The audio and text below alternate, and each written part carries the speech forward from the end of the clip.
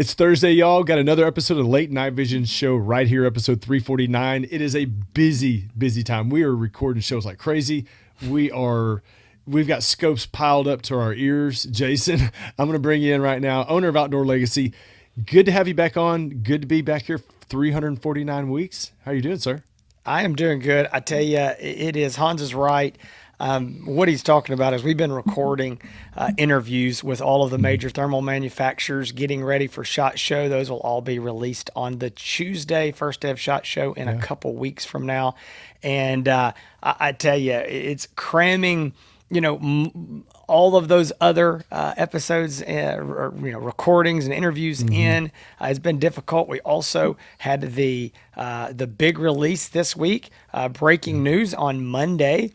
We had an interview. If you haven't seen that, go check it out. It is with Pulsar USA and introducing their new Thermion 60 millimeter lineup of scopes, 3 scopes, 2 640s and a new 1024, all with laser rangefinders and higher magnification. So go check that out if you haven't seen it. So there has been a lot going on, but we've got a show this week that we wanted to talk about and squeeze in. And I think it's timely because starting on next week's show, we're going to start gearing up for SHOT Show.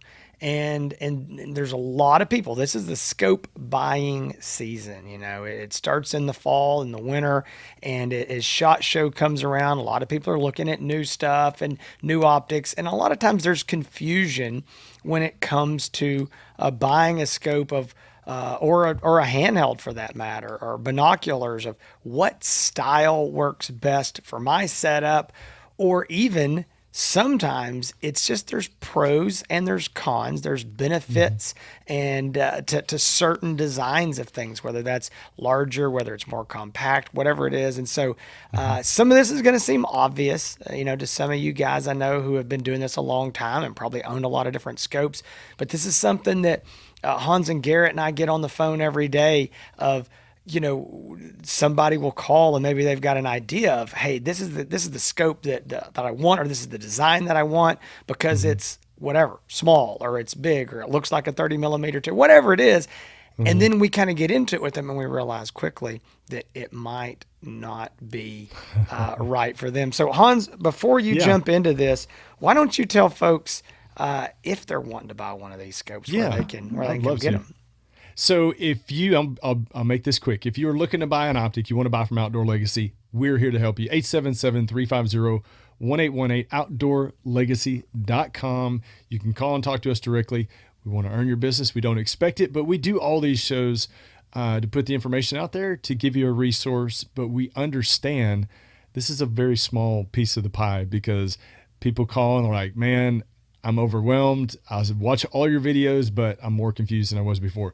That's why if you want to buy your optic from us, we encourage you to call. Also, I want to mention one thing, Jason. I had a guy reach out to me this week, and he said, I really appreciate the fact that your show, that I can turn it on in the car, I can turn it on in my house, I can have it on my phone, and my family can be around, and I don't have to worry about bad language, explicit content, any of that kind of stuff. So I really appreciate that comment. We do that, Jason. We've done it. That's just how we are personally, but we don't include that kind of stuff because we want you to be able to watch this show anywhere.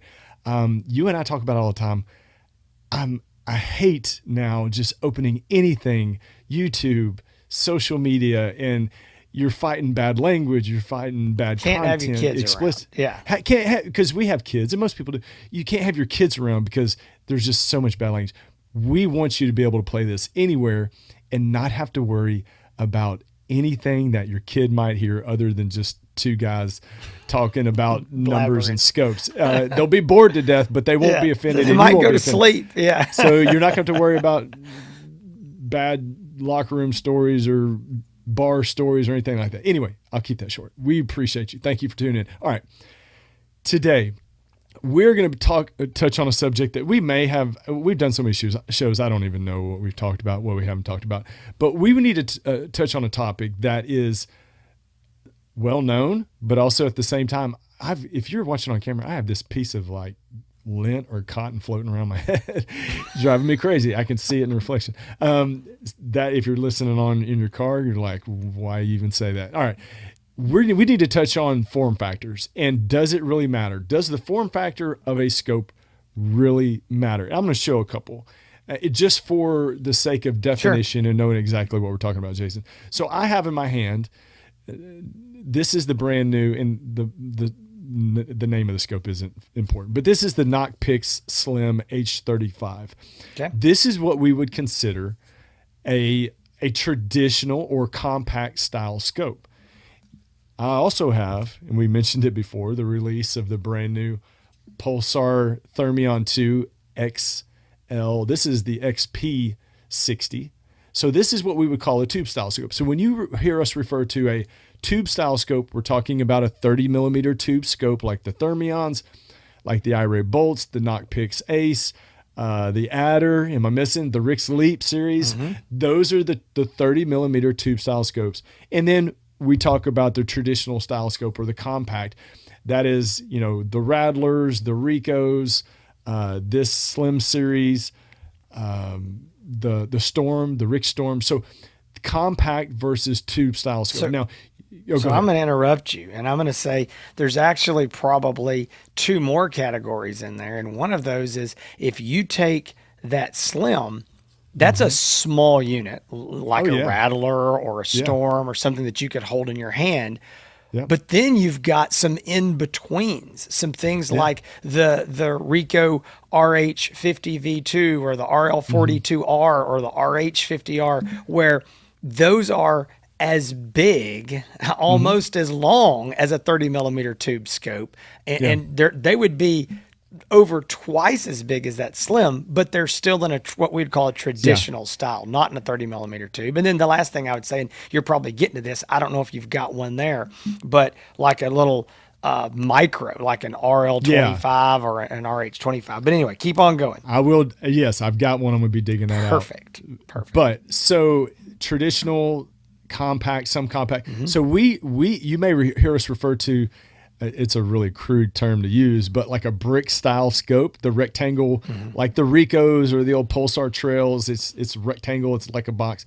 And the reason why we say that there are specific types of rifles that they work better for is because we'll get into that. The tube style scopes, if you say, when you call us and you're saying, I'm looking for a thermal scope, I'm coyote hunting, we're going to ask you, what type of rifle are you going to be putting this on? The reason why is because we want to make sure that we are providing the type of scope, the form factor of scope that's going to fit right with what you do specifically.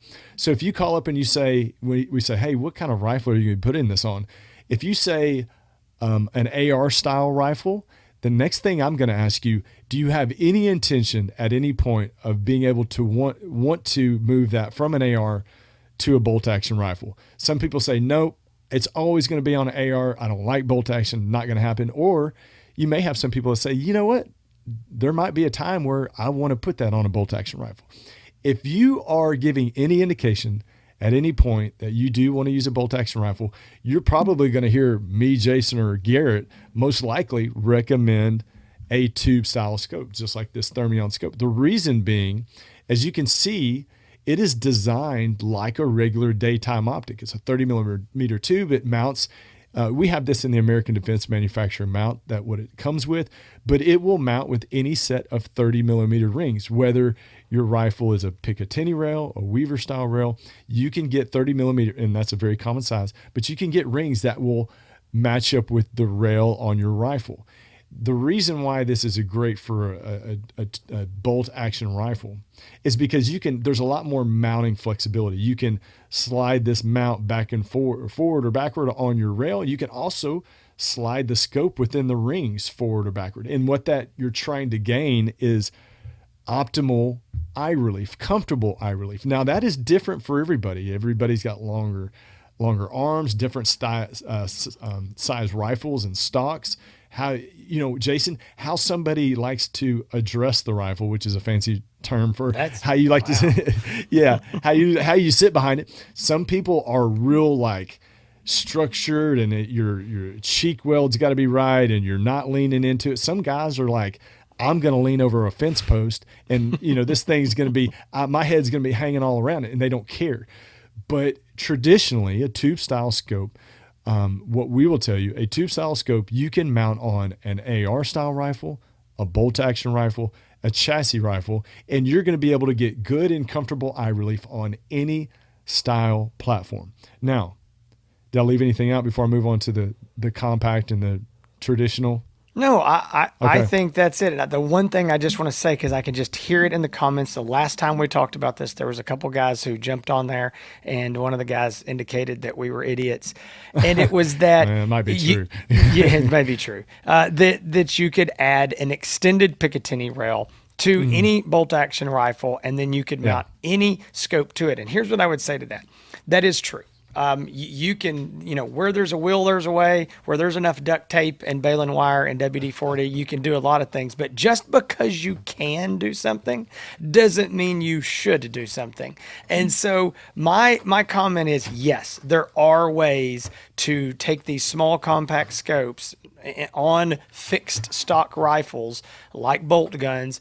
Or I've gotten a rash of guys recently putting thermals on lever actions. Same issue there. It's a fixed stock that you can't collapse. And so you can put these rails that stick back.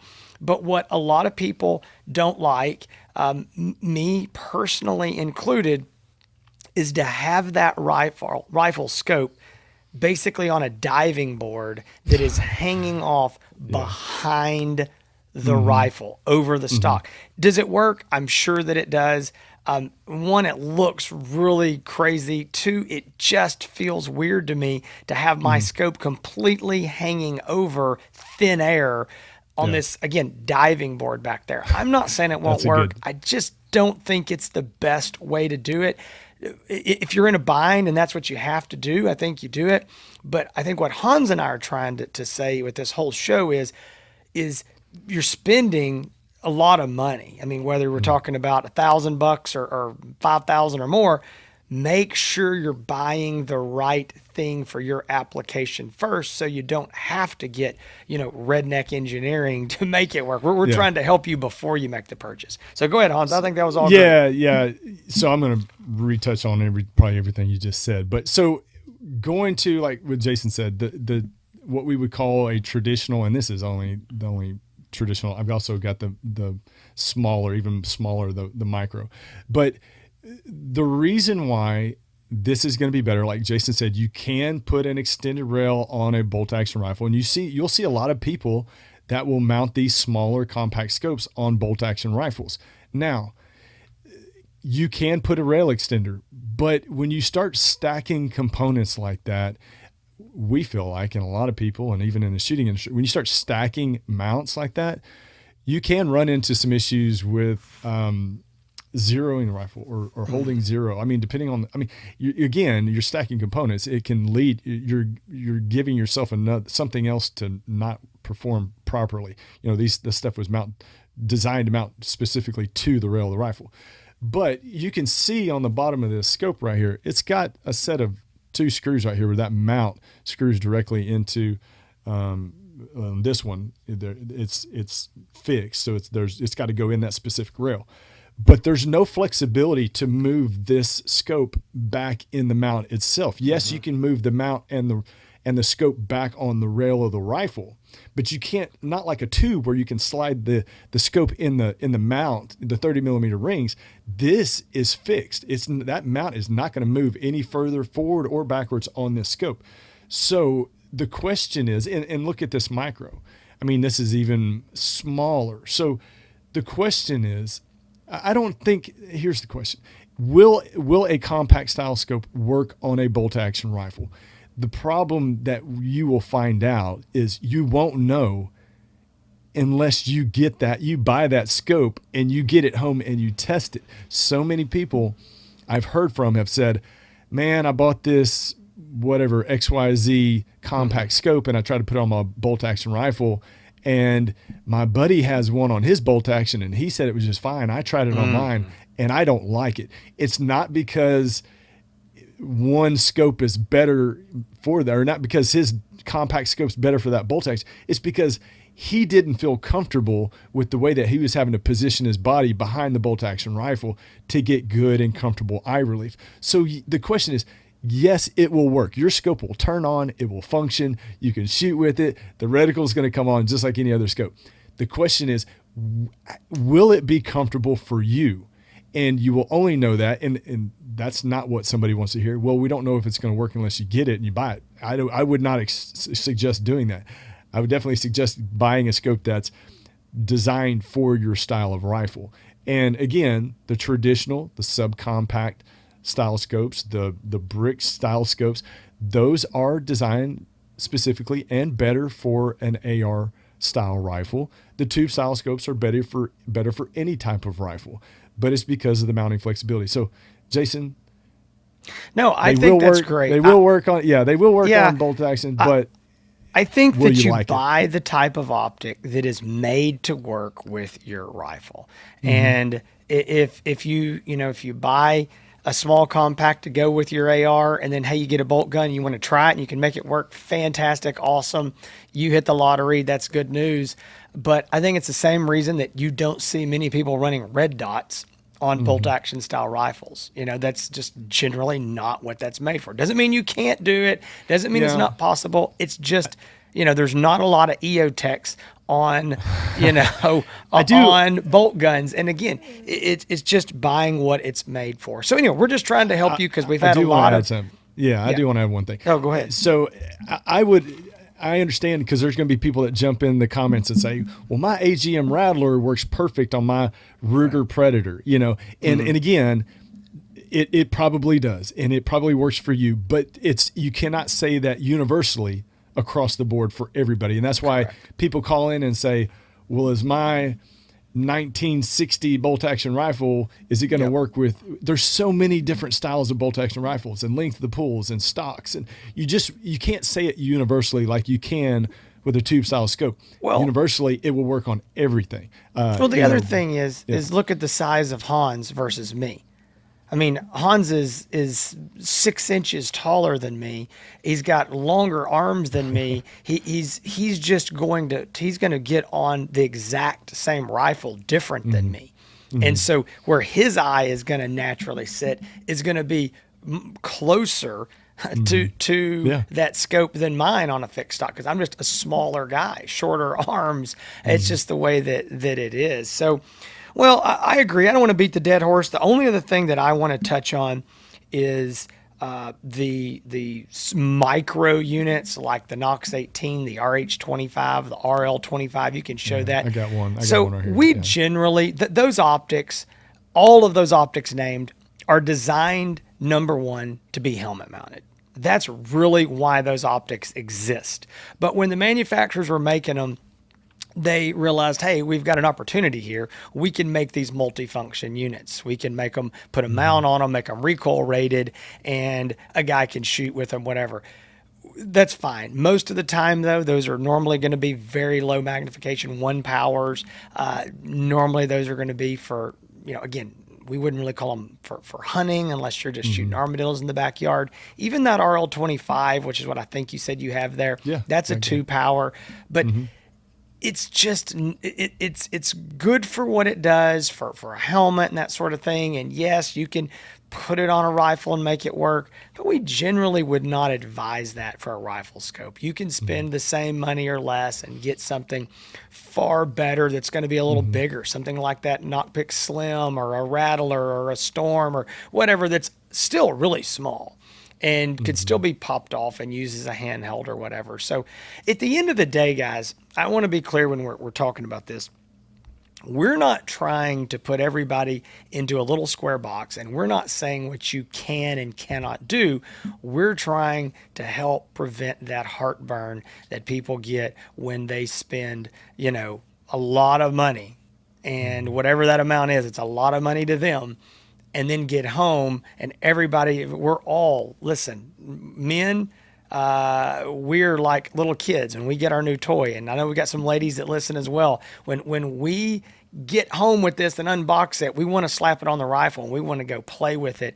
And there's nothing more frustrating than spending this kind of money and going, ooh, this isn't working exactly like I thought. Now what? Do I need to go buy more parts? Do I need to get a different rifle? So we're just trying to prevent some of that heartache. And nobody wants to hear, well, we don't know if it's going to work unless you buy it. I mean, that is not a good.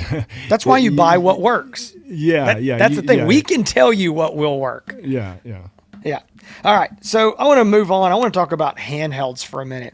So this is something that we get asked a lot, and it is, hey, I see some of these handhelds are really small, really compact. Some are larger. Take something like the Pulsar Teloses. The old Helions that are from Pulsar are discontinued now, but the Telos took their body style, took their place in the larger body style. The AGM just so you Sidewinders. know, I'm showing a Telos right now, Jason, and a Lumi. So just so okay, you know. perfect. All right, Jason can't see me, so I'm just telling you. Okay, good. Yeah. So that Lumi, that's from Nocpix. That's an infrared or iRay USA unit, Nocpix. Very, very small and compact.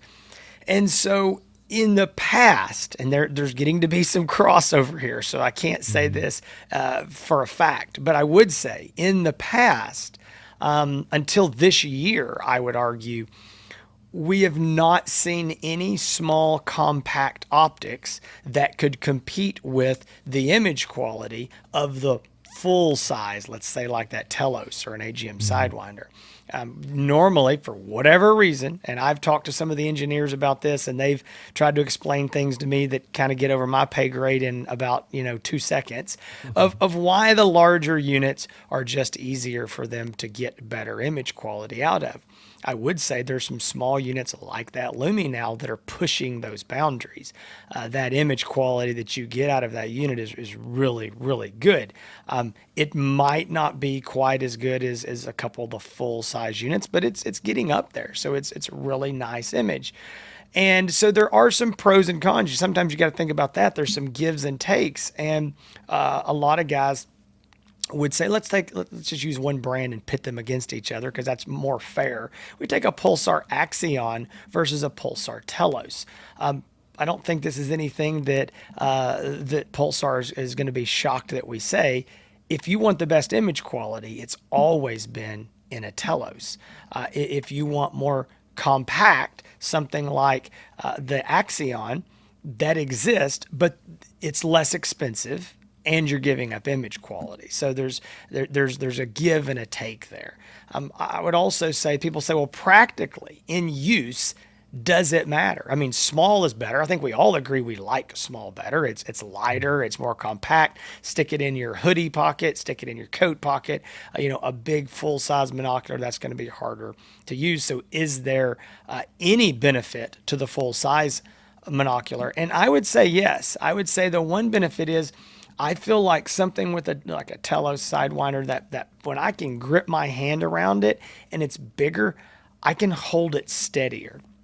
I feel like these small units that weigh so little, I don't know what that is. There's probably some scientific reason and engineering of I can't hold quite as steady. And I think this becomes even more profound when you're talking about laser rangefinders. I have noticed this very much so, and I've talked to some customers who have had different designs and confirmed that it wasn't just me, that the larger, like a Telos with a laser rangefinder on it, there's something about being larger and getting a firm grip on that, being able to hold it a little more steady for those long ranges when you're trying to get on that animal versus a smaller unit like, again, say an Axion that's got a laser rangefinder in it, and you're trying to hold that steady to get a range on an animal. So I'm not at all, so I'm going to be clear here.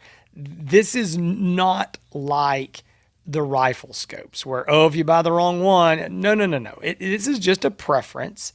And I would say that generally speaking, most of us, Hans and I included, would greatly prefer the smaller, the lighter, the more compact. That is awesome. I mean, it really is. Oh yeah. But we're willing to say, for I know Hans, myself, Garrett, we're all using full-size monoculars like the Telos in our nightly hunting because we're willing to give up some of that compactness to get the very best image quality that we can get. And we do feel like there's a difference going to that. The trade-off is, yes, it's bigger and it weighs a little more and you got to tote it around. For some people, it's just not worth it. I want small, compact. Hans, what do you say to that?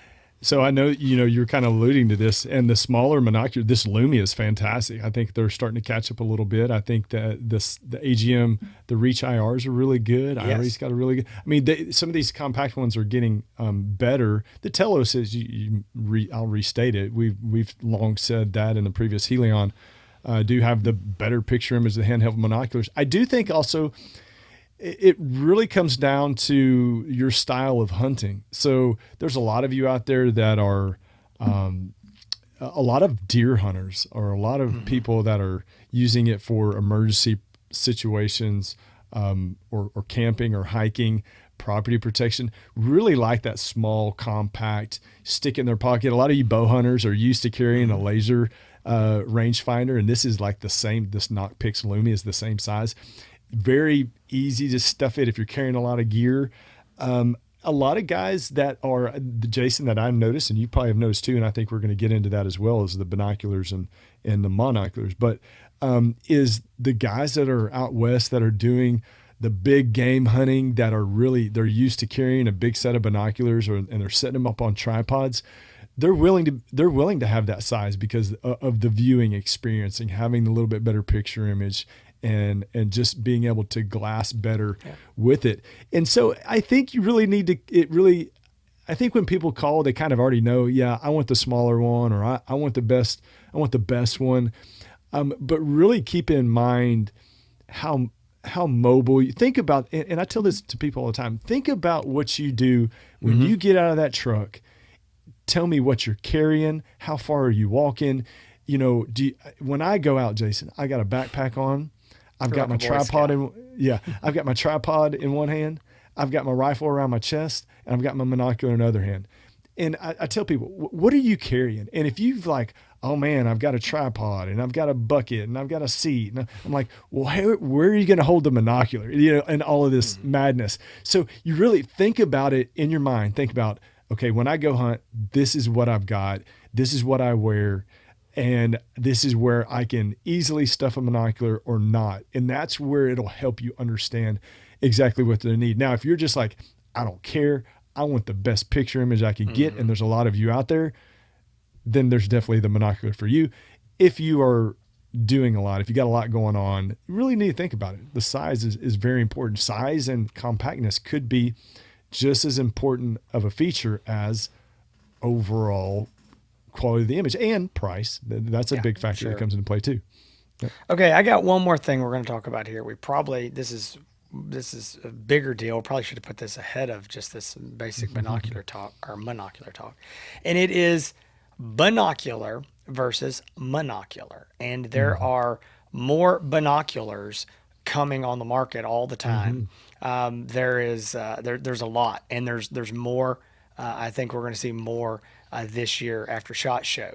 And so we probably should have put this at the very front, because I know with all these binoculars coming, this is going to be the big talk. Yeah. And this is something that is very important. And I have this a lot.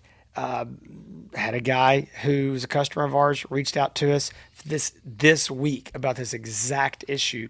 Man, I've got, this Pulsar Helion I bought several years from y'all, thinking now about getting a binocular. Talk to me about them. Well, we love binoculars. All right. They're comfortable. They're natural. You grab them. You've got both eyes. I think you get a different feel when you're looking through there. I want to say this, and I want to say it's almost a 3D effect. I don't think it is, but it's more of a depth perception a little bit, because both eyes are you're getting all the senses that you're used to with both eyes. You're getting those through those binoculars. A lot of people say it's like watching a movie on a going into the theater and watching a movie. That's what it looks like. It is. It's just such a natural feel, because as most of us being daytime hunters, we're used to binoculars. And so a monocular It sounds weird. I mean, a lot of guys who are brand new to night hunting, they come straight in saying, well, I want some thermal binoculars, because that's what nobody uses a monocular during the daytime. And so there is a concern with this, though. And here's the concern. Number one, they cost more. All right. Generally speaking, that there's two display screens. There's a lot going on. There's two lenses, so a lot of times they're going to have a laser rangefinder. And I would make one more quick point here, just so you know. As of now, so far, none of the major brands are making. They're not true binoculars. There are not two thermal sensors and two lenses. It looks like two lenses, but it's not. It is actually, if you want to be very technical, a biocular, because it has one thermal sensor and lens, and it's splitting and putting that exact same image on two eyepieces. Okay, so it just feels more natural and comfortable. But a lot of people go, well, hold on, I can see over there, there's another lens. That is normally where they're hiding the laser rangefinder. I think there's some units, it's even maybe a dummy lens. There's nothing there, but it is not two thermal sensors and two eyepieces, because that would almost double the price. So with that, I just want to be clear. We're calling them binoculars. Technically, they're bioculars. One lens, two eyepieces.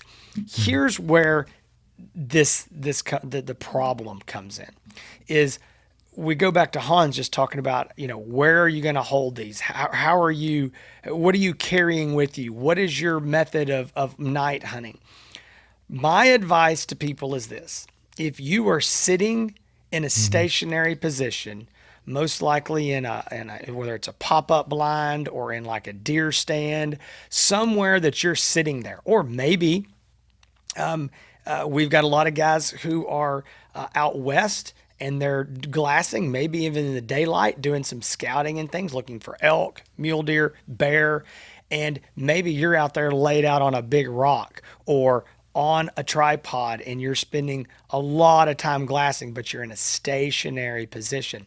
That's where binoculars are great. They really are very comfortable and good for that.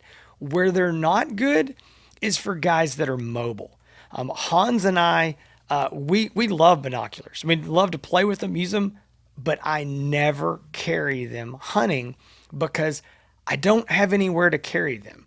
They're big, so you can wear them around your neck like normal binoculars. Well, that doesn't work for me because I carry my AR crossbody. Okay, so my AR is sitting right here. I can't have anything around my neck, especially big binoculars. Well, they're so big, I don't want to carry them in this one hand over here. And then when I want to put them up, I need both hands.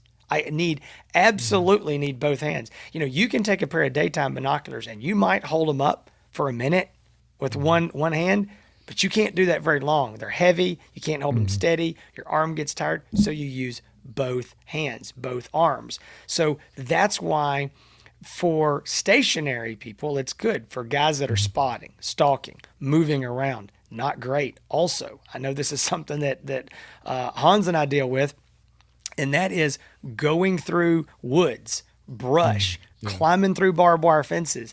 Just think about your daytime binoculars and how you use them versus, being out there at night.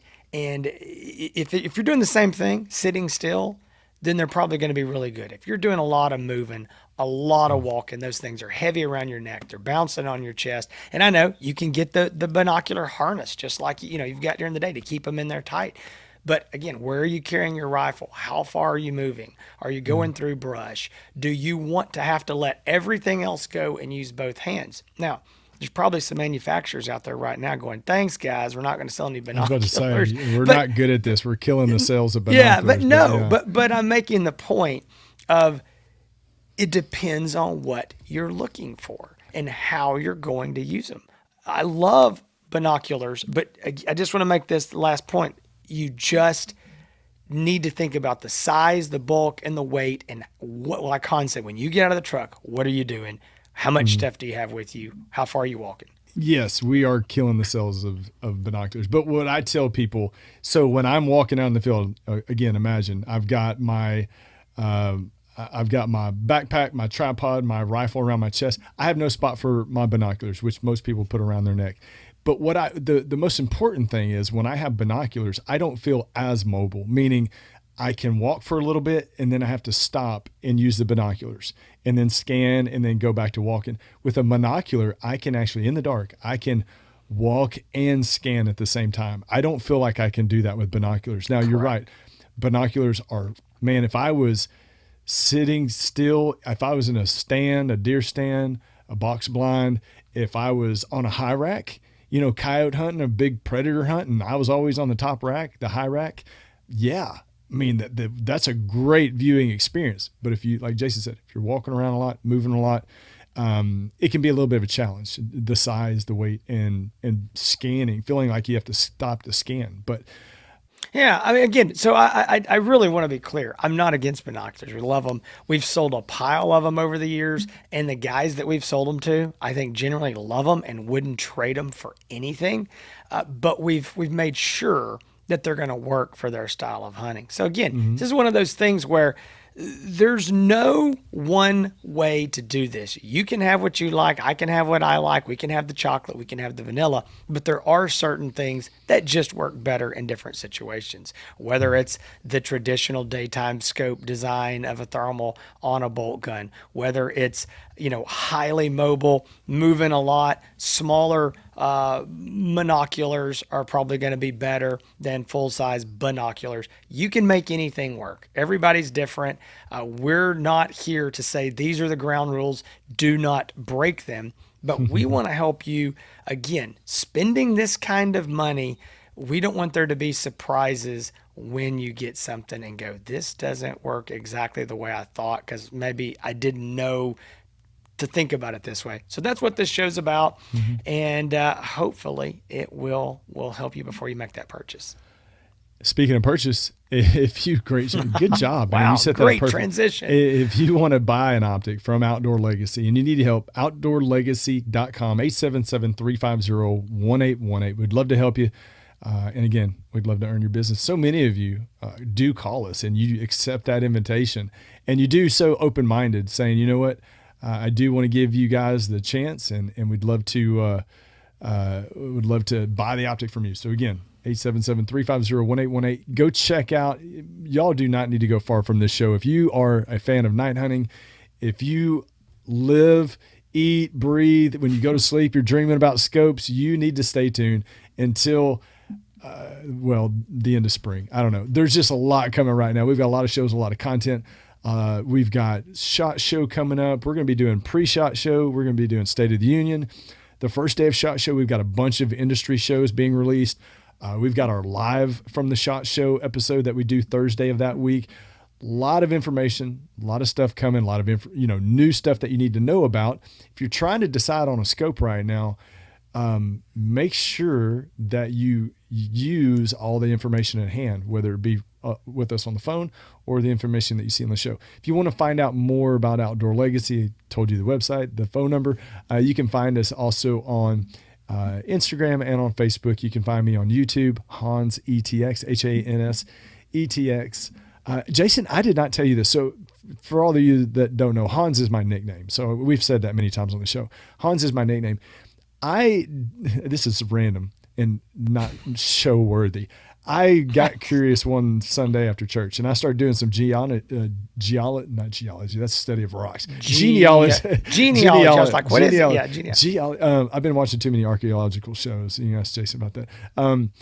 And I traced one of my lines back to the 1700s, and there is a Hans Jacob Schneider in my line. So I do actually. No way. You're telling me this random yeah. nickname that your father-in-law gave you, and you actually have Hans in your lineage? I do have the name Hans.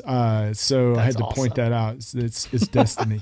It's a family name. That's what you're going to say now. It's not a nickname. Name. It's a family name. But yes, thank you for tuning in. Hans ETX on YouTube, Instagram, and Facebook. Jason.